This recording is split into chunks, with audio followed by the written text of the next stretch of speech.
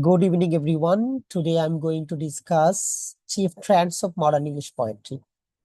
And this question will help you to cover some characteristics of modern poetry. If you are asked to write the characteristics of modern literature, then you can add some of the points from this question. So when you are supposed to answer for modern literature, so you can write poetry, novels, dramas, and some other features also. So if you are asked to write the chief trends of modern English poetry, then you have to focus on the very specific term and what to do to write the answer properly. And you need to write a very good introduction. And it's really important to put some important features and the discussions, what you will discuss throughout the question, you have to put them in the introduction. So it should be proper and with proper information, I should say. Modern poetry signifies a departure from the strict forms, themes, and stylistic concern of earlier literary periods. And if you know the characteristics of Victorian period and Romantic period as well as New Classical period, they had very rigid and strict some structure, especially New Classical period, they followed the classical system. And in Romantic period, you saw that they have very specific characteristics which are not common in other periods. What about the Victorian period? They also focused on some specific themes. Some of the themes will be similar in the modern period also, but they can be distinguished by their features. Okay. So in modern literature,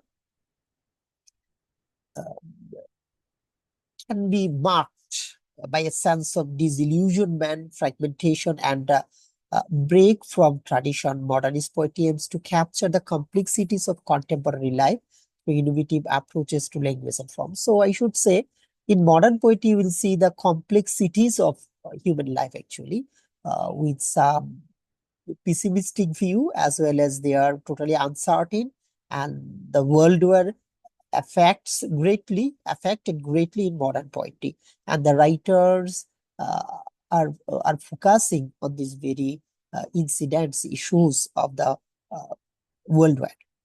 To towering figures in this movement are T.S. Eliot and W.B. Yeats, and whenever you are writing anything, you have to give some examples, references from the famous writers, and if it is possible, you can put some quotations to prove your answer actually. So lots of students will write down their answers in general way without giving some examples. To intensify, to emphasize the point, you must put examples, quotations from the writers. It will help you to bring good marks. Actually, these quotations and the references affect greatly for your marks. Okay, so the two towering figures in this movement are T.S. Eliot and W.B. Yeats. If you would like to give some examples from the American poets like Robert Frost, it's also okay, whose words provide profound insight into the characteristics of modern poetry. So when you are writing the introduction, you need to be very specific. You can add some uh, ideas here also, like 19th and 20th century literature, especially 20th century literature is considered as the modern literature. Along with, you know, uh, there are some uh, characteristics of postmodernism. So here the question is from for modern poetry. Okay, so you need to give a very good introduction. How I presented here, marked by a sense of disillusionment, fragmentation, and a break of from tradition. Modernist poetry aims to capture the complexities of contemporary life through innovative approaches to language and form. So they are important.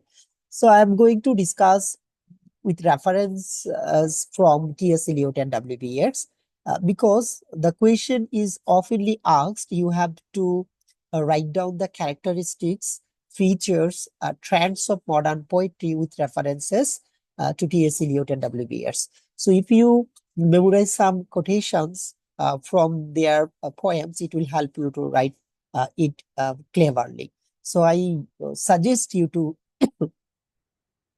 memorize some quotations from T.S. Eliot and W.B. Yeats. The first characteristics I would like to discuss is fragmentation and juxtaposition. And you know, fragmentation means some broken ideas actually. So modern people are broken actually, broken images we have. And this is fragmentation. And juxtaposition means we are putting two situations side by side to show you the different scenario, like rich and poor, working class and owner class. So this is juxtaposition. Okay. So one of the hallmarks of modern poetry is fragmentation. This tactic involves breaking up the narrative flow to reflect the chaotic nature of modern life. So modern people are living in a very chaotic society. We are not happy actually. The society is not organized. You see around you, you see there are some uncertainties of human life, meaninglessness, absurdities, words, and some other issues that makes modern life very chaotic. So the breaking up the narrative flow to reflect the chaotic nature. So there is no specific flow of describing the modern poetry. We are putting information together from fragmentation.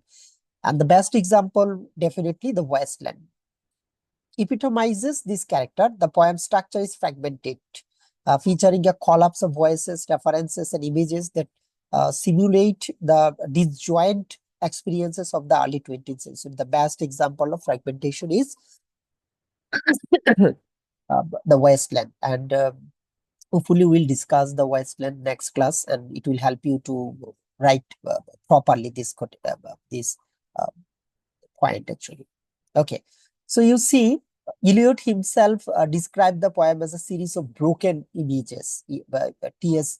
Eliot himself described it as a broken images, underscoring his intention to portray the fractured state of modern existence. So the modern society are broken, and they have so many images, and he put all the images together and make a proper or super poem of English literature. And to me, in my uh,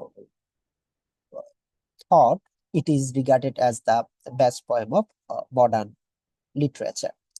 So Eliot uses juxtaposition to enhance this fragmentation. In Wasteland, he juxtaposes classical literary references with modern day senses, such as in the following lines: April is the cruelest month, breeding lilacs out of the dead land, mixing memory and desire, starring dull roots with spring rain.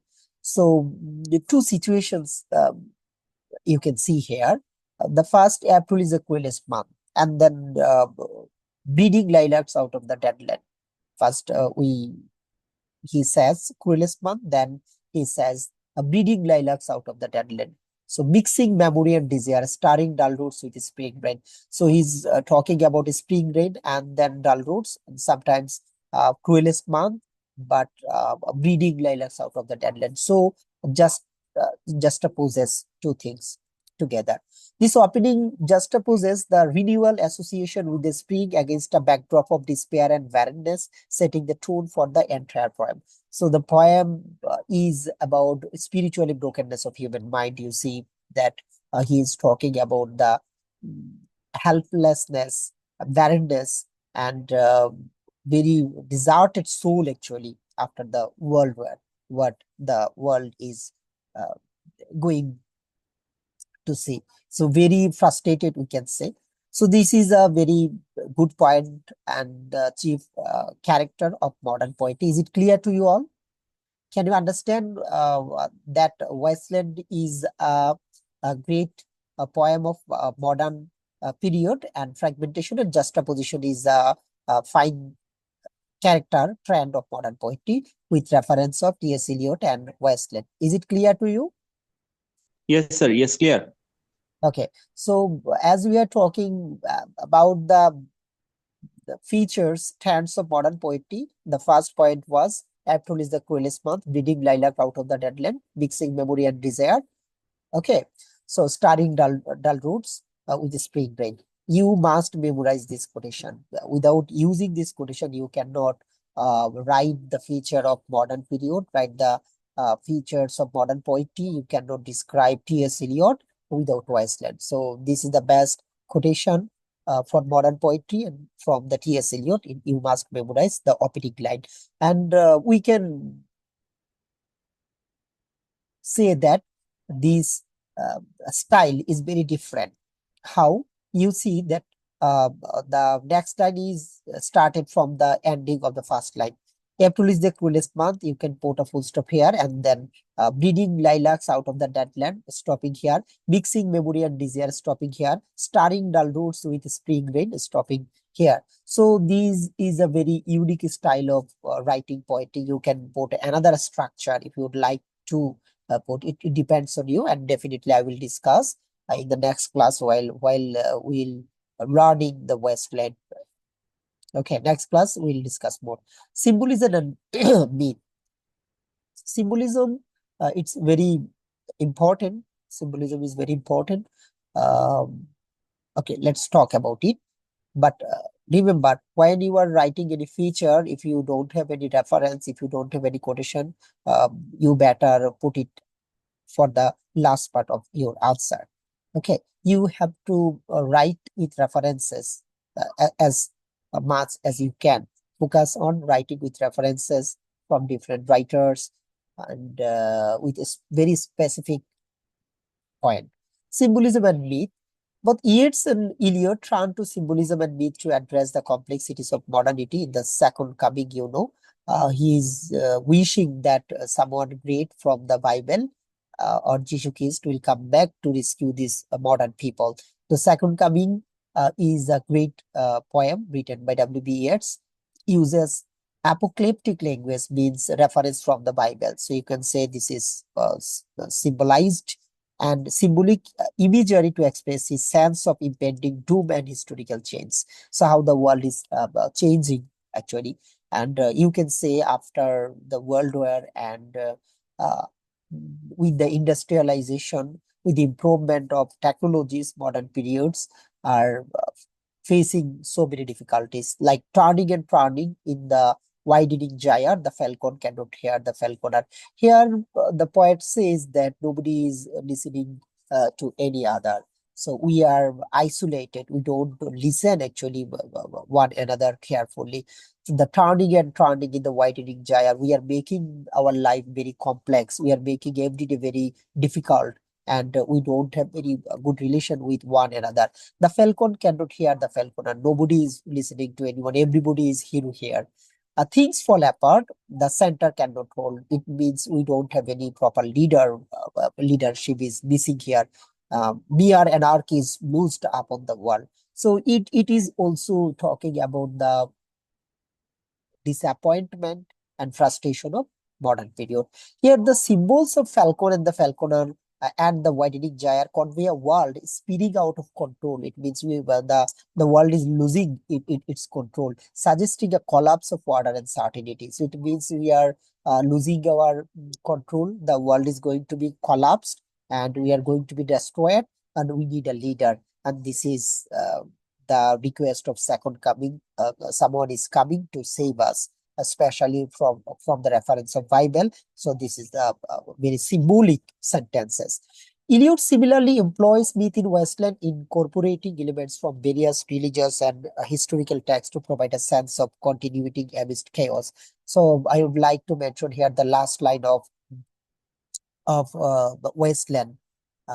You have heard those lines so many times. Datta Devadam Damayatta Shanti Shanti Shanti. So he took these very words from Sanskrit, and they are the ending line of Westland.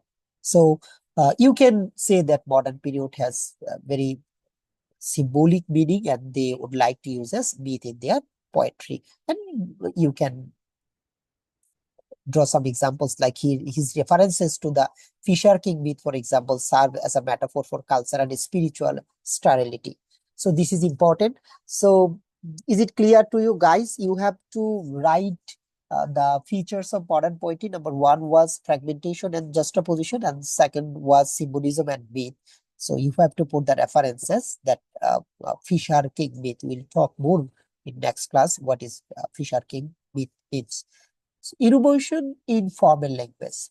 Okay, that's very quite important point, and it's really important because in modern poetry you will find no rhyming scheme. They would like to use free verse in their poems. So free verse is the main structure of modern poetry. It's very important. You can put it in number 3 if you would like to write the features of modern poetry. Like, let me show you some example. Let us go then, you and I, when the evening is spread out against the sky, like a patient etherized upon a table. So here is the eye, here is the sky table. So no rhyming system is here, no iambic pentameter, no A, B, C, D. So this is free verse actually. For instance, the poem begins. Let us go then, you and I, when the evening is spread out against the sky, like a patient etherized upon a table. So this is called free verse. The example from the love song of J. Alfred Prufrock. The irregular rhyme scheme and varied line lengths enhance the sense of dislocation and introspection. Yeats, while often more traditional in form, also innovated through his use of language and symbolic complexities. His late poetry, particularly in the Tower, employs a plain yet deeply symbolic language to convey. No problem at all. So if you can put at least one example from the free verse, it will be enough. So let us go then, you and I, when the evening is spread out against the sky like a patient etherized upon a table. So free verse is a common features of modern poetry. They don't like traditional poetic diction. What was famous in Victorian period as well as in New Classical period, and some ways in Romantic period also. So this is the fine example of modern poetry.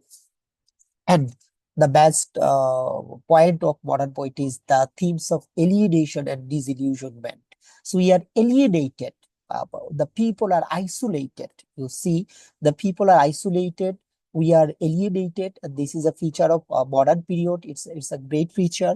Modern poetry frequently grapples with themes of alienation, disillusionment, and the loss of faith in traditional values. T.S. Eliot, the Hollow Man, conveys a powerful sense of despair and emptiness, reflecting post-World War I disillusionment. So, World War affects modern poetry immensely. It's really important to mention while you are answering these questions. We are the hollow men, we are the staff men, leading together, had peace filled with straw, alas. So here the poet is focusing the alienation. So we are not actually what should we say? We are not full. We are empty, but existential and spiritual. The imagery of hollow and stuffed man speaks to a profound emptiness, both existential and spiritual, that many felt during the turbulent modern era. So, after the World War, people are isolated. Nobody can believe uh, another person, because the whole world has become a chaotic situation. So this is the line you can mention. W.B. Yeats too often explore themes of uh, some personal despair. From Sailing to Byzantium, you can mention, that is no country for old men. The young in one another's arms, birds in the trees, those dying generations and their song. So that is no country for the old men. The young in one another's arms, birds in the trees, those dying generations and their song. So it means there is no country for the old men. Young and old are two separated person, two separated generations. Their thoughts, their ideas, their beliefs are not same. We even cannot tolerate each other. The older cannot tolerate the younger cannot tolerate the older. Yeats juxtaposes the transient vitality of youth with the enduring art of Byzantine, symbolizing a personal and cultural yearning for a permanence amidst inevitable decay. So the world is losing its beauty, we should say, from both sides, from the cultural and historical way. Image, so you can give better example of images from this example. The wild swans at cool. The trees are in their autumn beauty. The woodland paths are dry under the October twilight. The water mirrors a still sky. And you can give some examples from the Robert Frost, as the question is with references W.B. Yeats, as I put lots of examples from W.B. Yeats and T.S. Eliot's, because if you are asked to write down with their examples, then it will help you. Otherwise, you will face difficulties. If they don't give any boundaries, if they offer you to write like this way, so you can put lot of writers together, no problem at all. But this question is also common, that you have to write with references of T.S. Eliot or W.B. Yeats. So this is why if you memorize some quotations from these two writers, it will help you immensely to produce a better answer. Okay, so image, you can draw this example. The trees are in their autumn beauty. The woodland paths are dry under the October twilight. The water mirrors are still kind. So image you can describe.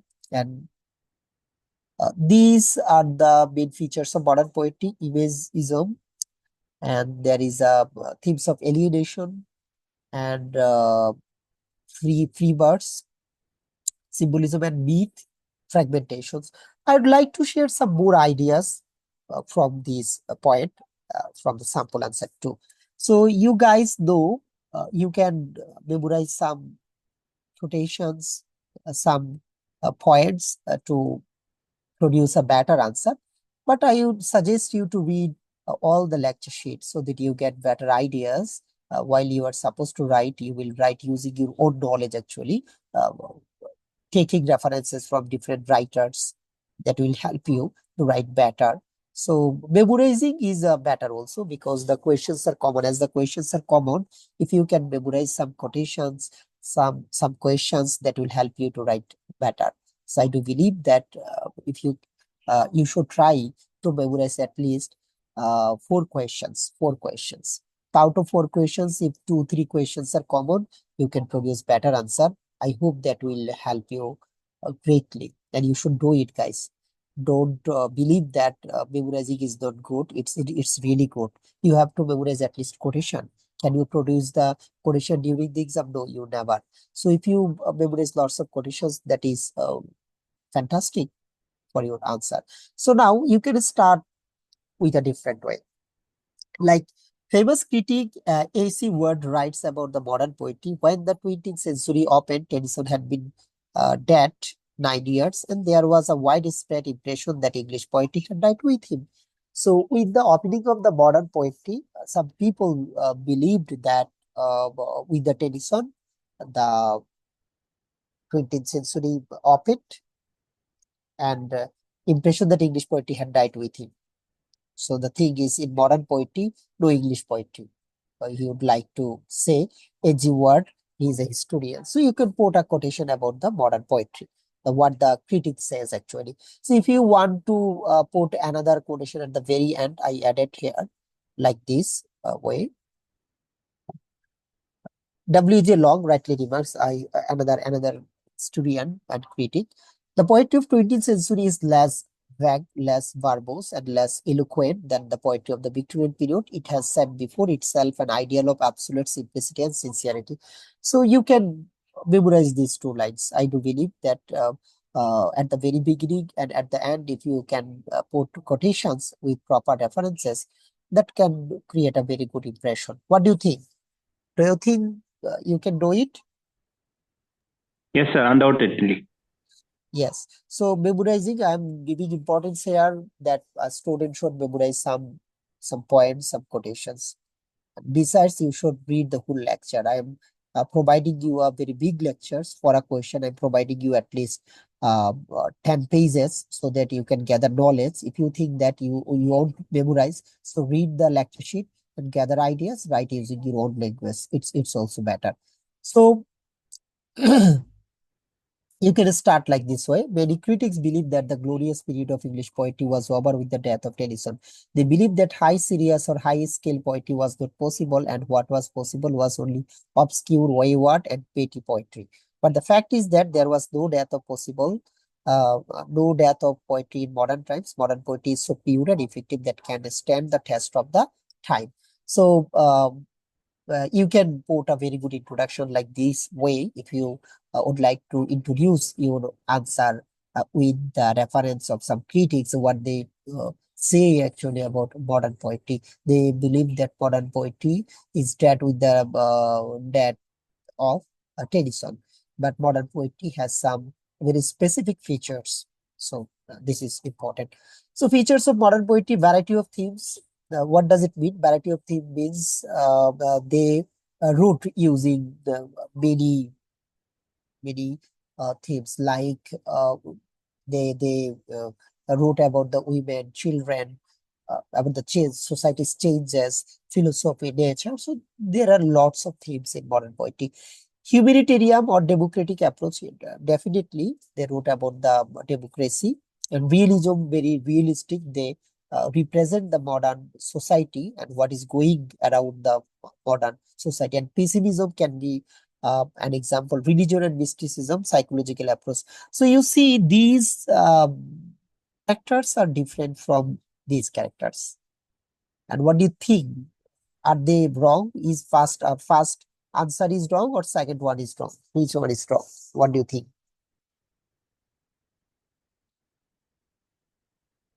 And almost different from the first answer. What's your opinion? Yes, sir. What do you think? First answer is wrong or second answer is wrong? As they are showing the complete characteristics of modern poetry. What's your opinion? Don't you have any ideas, guys? What do you think? Okay, both answers are correct, and the second answer is prepared by a doctor, great teacher. The second answer is prepared by a great teachers. So, so you cannot say that this is a wrong answer. The theme of pessimism and loneliness, you see, modern English poetry started with the themes of pessimism and loneliness. You can give examples from the love song of J. Alfred Prufrock. Approaches to a pretty woman, but he is really confused, thinking the pros and cons. Loneliness is shows in Wasteland also. Poppin from of free birds. So like this, Carl Sandburg's fog, like this way. The fog comes on little cat feet. It sits looking over harbor and city on silent homesteads and then moves on. Is there any rhyming scheme? Is there any rhyme? No, sir. No. So the examples of free birds. So you can put like this. Realism, and definitely it's talking about the ugliness, terror, and brutality and violence in their poetry. So ugliness of human mind, you can draw example from Westland and the love song of J. Alfred Prufrock. So from many poems, you can show the ugliness of human mind. Okay, discontinuous narrative, which we called fragmentation. So discontinuous narrative. Classical illusion, sometimes we see some examples from the mythology, W.S. Auden, The Shield of Achilles, or Seven Fisher Kings, and some examples from classics also. Fragmentation, we talk about is fragmentation, and psychoanalytical method, you can talk. Winter kept a swarm covering earth is in forgetful snow, feeding a little life with dried towards summer surprise rise. So psychological matter is given importance in modern poetry. And you have heard the name of Sigmund Freud's exploration, human psychoanalysis. Okay. Stream of consciousness, it can be a technique. Image, we talk about it, and what about the symbolism. So if you would like to give examples for this quotation symbolism, you can put, this is the best one from Robert Frost poems, Stopping by Oats on a Snow Evening, the very ending line of Stopping by Oats on a snowy evening, but I have promises to keep and miles to go before I sleep and miles to go before I sleep. I have so many activities to do before my death. So the oats are lovely, dark and deep, but I have promises to keep, miles to go before I sleep. So here sleep means death before the end of my life. I need to do some more activities. I cannot stay here. These sentences are very symbolic, so you can put them. And for humanitarian and democratic note, so you modern peoples are giving importance of ordinary life also. So this is the sign of democratic note. So I hope you can write this way. The ending can be like William J. Long rightly remarks, the poetry of 20th century is less vague, less verbose, and less eloquent than the poetry of the Victorian. And it's very simple and easy modern poetry. Okay. So what do you think? Is it possible to memorize some quotation for this answer? Is it Yes, possible? yes, sir. Yes, Yes, sir. sir. It's Possible. possible, sir. Okay. So you have a very good suggestion. From the very beginning, if you revise these questions and memorize quotations, when I discuss poems, that time I also discuss that you can memorize these lines for further use. So you should join these classes. Okay. So when I will discuss a full poem, you need to focus on the poem. So some students don't think that I don't need to read a poem, but from the poem you can memorize some quotations. From the novel you can memorize some lines. So all classes are important. You need to understand actually what to do during the example. Without studying, without reading, without thinking, you cannot produce better answer. And you can start the introduction of modern period like this way. The 20th century was like no time period before it. Einstein, Darwin, Freud, and Marx were just some of the thinkers who profoundly changed the West culture. This change took distinct shape in the literature of the 20th century. This is the overall talking about the 20th century or modern literature, not focusing on the questions. So, if a student like to introduce his answer by this way, I think it's not a proper. So I'm showing you that there will be so many books where they will write an introduction without focusing the questions. So focus the questions. In first two introduction, especially in the first introduction, I focus the question cleverly and clearly that modern period has some specific characteristics: disillusionment, fragmentation, a big form of tradition, which means free birds. Okay, so you have to, and they are talking about the complexities, difficulties of the contemporary life. It means the style of modern people, how they think and what are they doing. They are so disappointed and they are not happy. And the whole world is a chaotic world. It becomes, and the world war affects the modern poetry, modern society. So you can put those information at the very introduction, and later you can describe and you can prove your answer, giving references from the famous writers and definitely showing their quotations. Okay. So some students would like to write his answer in this way, that I will talk in general. In general, talking is not good for better marks. So this talking is in general. He may think that I'm talking about the 20th century literature. It's fine. You are supposed to talk about the modern poetry actually, not 20th century literature. So these irrelevant lines cannot be considered as good lines for these questions. So you may write 2 or 3 pages, but you may not get marks. Some students call me that I'm a very good student. I scored better during my student life. I'm a scholar, but I cannot pass the written exam. So I do believe that if you write focusing the questions, any teachers will give marks because the experts will check your papers. So I do believe it may varies. It may vary.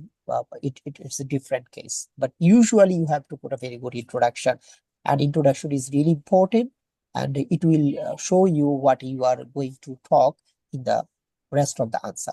So you see, modernism, a movement that was a radical break from 19th century Victorianism, led to postmodernism, which emphasized self-consciousness and pop art. While 20th century literature is a diverse field covering a variety of genres, there are common characteristics that change the literature forever. So you are not talking about here the characteristics of poetry. This is a big problem. So I copied all the answers from different books. Sometimes I prepare one or two answer I modified. The first answer is prepared, I collected the first answer, how actually I want to write the answer by this way. Okay, and next is somewhat influenced by a doctor and a great teacher, and I copied his lecture starting and ending and put some of the information from different books. So these characteristics, the variety of themes. So variety of themes, you need to focus on the poem actually. Focusing the poem, you have to talk. And realism, they are talking about the very realistic matter, but no special references in general what modern poets is life and paints it as it with all its white and ugliness. It's right, you are okay. He tears the veil which the modernistics had hung between life and art. Robert Frost, Edmund Blunden, and Gibson are the poets of realism in modern poetry. Good. Robert Frost is talking about the realism. He talk about the good fences makes good neighbors and the psychology of modern people. Like I took the one last travel by that has made all the differences, which is a very common characteristics of modern people.